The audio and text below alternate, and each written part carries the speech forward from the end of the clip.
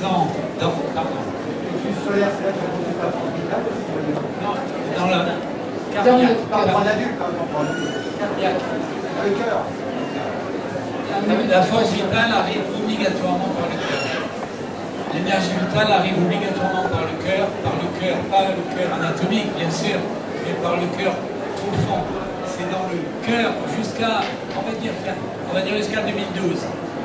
On va dire que c'est dans le cœur que l'énergie vitale arrive, dans des plans excessivement subtils, excessivement profonds, et petit à petit, cette énergie vitale qui rentre dans nos plans profonds est distribuée dans ce qu'on appelle les autres sphères du corps. Enfin, les autres sphères qui sont là dans toutes les directions. Mais bon, on vous fait un dessin à plat, et puis vous voyez, vous avez bien constaté qu'on était nuls en dessin, donc on a fait ce qu'on a pu. Mais c'est quelque chose qui est en profondeur. Tout le monde, vous savez ça, ce sont des tunnels. Tout ça, ça existe dans différentes dimensions. Donc la force vitale, elle arrive dans notre dimension, mais tout ça, il y a de la profondeur. Donc elle arrive par le tunnel du cœur, on va dire. Et donc on est constitué, vous avez compris, entre le bébé physique ou la personne physique telle que je suis et mon être subtil, ce qu'on appelle l'être subtil qui est là actuellement derrière moi ou à l'intérieur de moi dans une extrême, un taux vibratoire extrêmement élevé. Entre ces deux plans, il y a tout un tas de plans intermédiaires, plus ou moins denses si on va vers la matière, et plus ou moins subtils et vibratoires si on va vers l'impersonnalité de l'être, comme je vous les ai représentés un peu au tableau.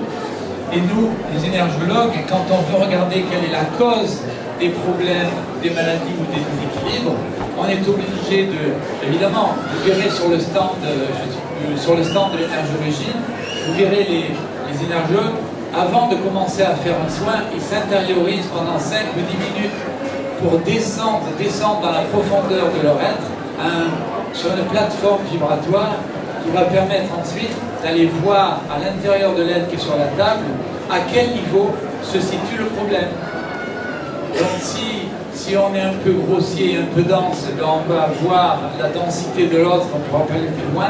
Si on est un peu profond et un peu subtil, on ira voir les plans subtils. Vous comprenez, on peut voir n'importe quoi, on est obligé de rentrer à l'intérieur de nous, donc on est obligé dans le quotidien d'être placé, d'avoir une attitude centrée pour pouvoir accéder au patient lorsqu'on le regarde.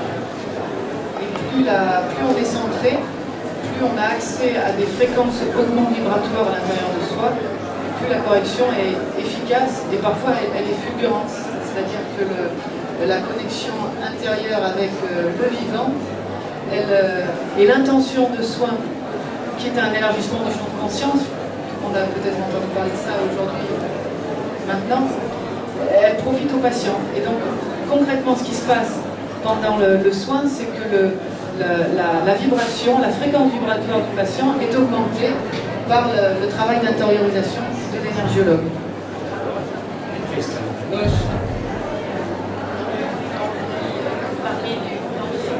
Parler du corps subtil, est-ce que c'est la même chose que là? Ce qu'on pourrait appeler l'âme dans notre description, c'est le petit nuage énergétique du départ. Ça pourrait correspondre à l'âme. Après, par la suite, ce petit nuage se densifie, c'est-à-dire redescend en fréquence vibratoire pour participer à notre monde de densité. Et les plans qu'on vous a décrits tout à l'heure, quand la personne avait l'air en mauvais état, là où il y en avait un peu partout, ça c'est déjà beaucoup plus dense que la dimension vibratoire de l'âme. Ce qu'on vous dit, évidemment, ça n'a rien ni de religieux, ni de philosophique, ni de sectaire, ni quoi que ce soit. C'est uniquement notre travail, le constat de notre travail dans le quotidien. On n'a aucun a priori sur rien, on est ouvert sur tout. C'est ce que l'on constate et on s'en fait profiter aujourd'hui. Et ce qu'il y a, donc, on peut parler peut-être de ce qui se passe actuellement, c'est que nous on a constaté, moi qui suis depuis longtemps dans cette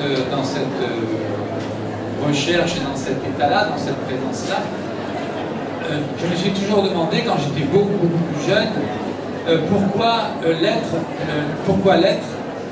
pourquoi on appelle ça l'être subtil, mais pourquoi l'être de hautement vibratoire n'arrivait pas à s'incarner totalement dans l'être. Et depuis des milliers d'années, jamais aucun être, pour l'exception, il y a très très peu d'êtres qui se sont incarnés dans le plan de la matière physique. Et aucun de nous, là, dans ce salon, n'est incarné dans le plan de la matière physique. Et pourquoi? Parce que ce monde est très dense, ce monde est très vulgaire et grossier par rapport à cette âme dont on a parlé tout à l'heure. Et il essaie de faire des approches. Il s'approche, il essaie de s'incarner un peu plus loin que la période fétale. Mais il y a une ignorance, une méconnaissance, il y a des barrières de toutes sortes, il y a des zones d'ombre, il y a une fragilité, une délicatesse que l'être ne peut pas avoir dans ce corps physique pour venir s'incarner. Et ce que l'on constate, puisque nous on travaille dans les plans subtils, ce qu'on constate depuis peut-être 2-3 ans, c'est que il y a une volonté de cet être subtil excessivement vibratoire, que nous sommes réellement plus dans l'impersonnalité que dans la personne. Il y a une volonté de cet être hautement subtil de venir s'incarner dans la matière, plus profondément dans la matière. Mais la planète, la planète ne le permettait pas jusqu'à présent. Tout ce qui se passait sur la planète. Là, on est tous considérablement aidés actuellement par une montée vibratoire générale et très puissante. Et cette incarnation de l'être subtil hautement vibratoire dans la matière, elle se fait plus facilement, à tel point que lorsqu'elle se fait plus librement, elle est en passe et elle commence à transformer la matière. Et donc, il y a à la fois une subtilisation, une éthérisation de la matière, si on peut dire, et une descente de l'être hautement vibratoire dans la matière. Il y a une rencontre qui se fait actuellement dans notre dimension. Et l'être hautement vibratoire qui a depuis toujours essayé dans notre plan,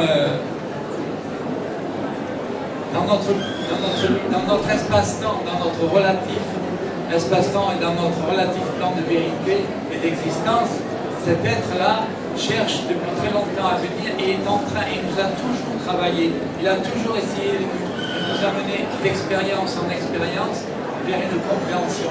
Mais on est tellement fermé, on est tellement bouché à l'ouverture, on a tellement de manifestations religieuses, initiatives ou autres, qui essaient de nous donner sa version, que l'être n'arrive pas.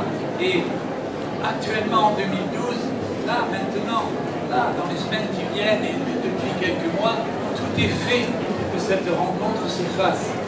Donc la Terre est en train de monter, puisque c'est un organisme vivant, comme le ciel, le cosmos, c'est un organisme vivant, aussi vivant que nous, et c'est le même vivant, c'est la même substance vitale, elle essaie de travailler, de retravailler. Et donc tous ceux qui sont là, puisque vous êtes tous des êtres subtils, ceux qui restent, des êtres sensibles, vous tous vous êtes travaillés et depuis des mois et voire des semaines, vous sentez à l'intérieur de votre corps que ça bouge.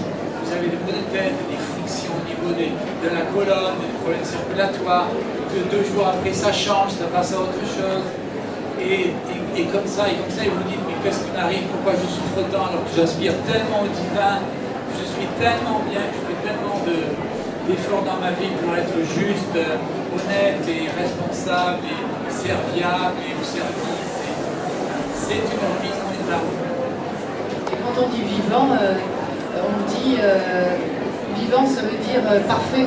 C'est-à-dire que les montagnes de conditionnements divers sous lesquelles on a vécu jusqu'à présent nous ont fait croire qu'on était des êtres denses et limités, imparfaits.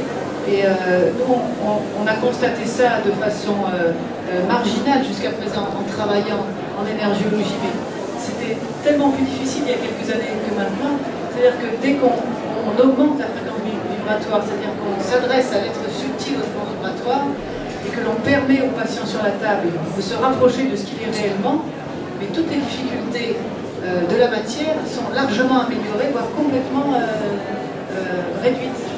Et en réalité, cet obscurantisme dans lequel on est tous plongés, et dans cette dualité dans laquelle on croit être tous plongés, en réalité, c'est l'illusion des choses. Et cette illusion, actuellement, maintenant, on peut la traverser par une simple pensée. Et on peut révéler dans la matière, dans notre comportement, dans notre expression de tous les jours, cette vibration, hein, ça nous donne des frissons partout, cette vibration que nous sommes réellement. Et ces êtres, et nous sommes tous unis les uns les autres. On n'a pas à regarder l'autre comme un étranger, on a à regarder l'autre comme soi-même, parce qu'on est soi-même. Et tout cet amour qui est en train de se répartir sur la planète est en train de nous changer.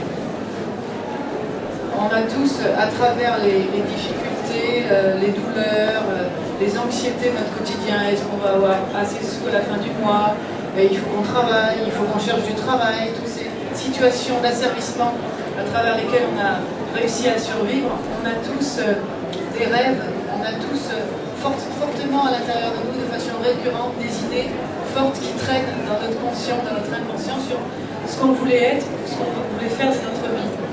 Ben ça, ce sont les traces, c'est la semence divine, on pourrait dire. Ce sont les traces des intentions de votre être hautement vibratoire. Si actuellement ça devient plus intense, ça vous parvient de façon plus lucide, c'est que la vibration générale sur la planète augmente et vous êtes en train de vous rapprocher de la perfection. Vous vous en rapprochez pas, en réalité on ne s'en rapproche pas. On l'est déjà et on a vécu tout ce temps pensant qu'on n'était pas. Évidemment, on est des thérapeutes, donc ça ne nous empêche pas de soigner tout ce que vous appelez les pathologies morbides les plus terribles. Bien sûr, on peut soigner n'importe quoi parce qu'on va à la cause des problèmes.